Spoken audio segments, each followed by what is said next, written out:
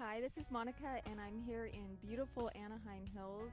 I just happened to be walking through the park, and who did I run into but the amazing and talented Mike Vitale. Mike, I have to ask you, when you're playing music live, what kind of mood are you hoping to fill the room with your music?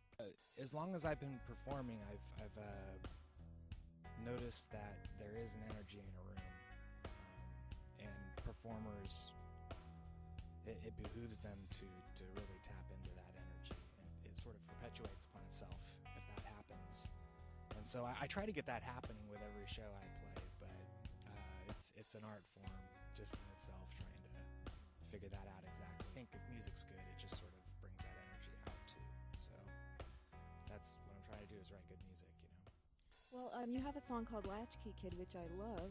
I want to ask you, what kind of mischief did you get into when you were a child home alone?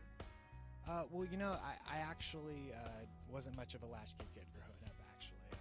My mom was a teacher's aide at the local elementary schools and so forth, and so she'd normally be home long before I got home from school. So I myself was not actually a latchkey kid. When you're writing a song, what's the creative process like for you? Do you sit down and think, okay, I'm going to write a song, I'm going to focus on this, or is it more of you're just going through your day and ideas come to you?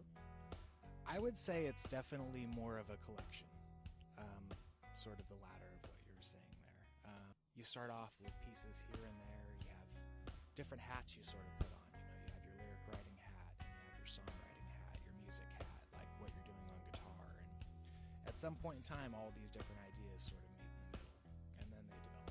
At least that seems to be my experience with a lot of the stuff that I write, is it comes in pieces. And sometimes the floodgates open, and I get a bunch of songs that occur that way. But most of the time, it's a little bit more economical than that, and songs come one at a time. If you could perform on stage with a full backup band, which I know sometimes you do, but who would be your dream backup band, like on drums and guitar? And Probably Stuart Copeland on drums would be really cool.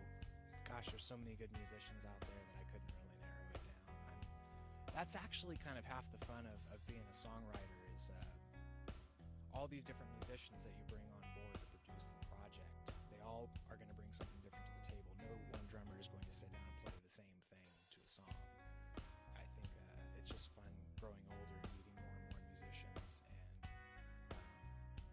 producing music with those people, because it's always going to be unique depending on who you're working with. You know? where can we go to find your music online? The best place is my website, MikeVitaleMusic.com. It's hopefully it's a place you could lose a couple hours of your life to. Be fun to have you visit.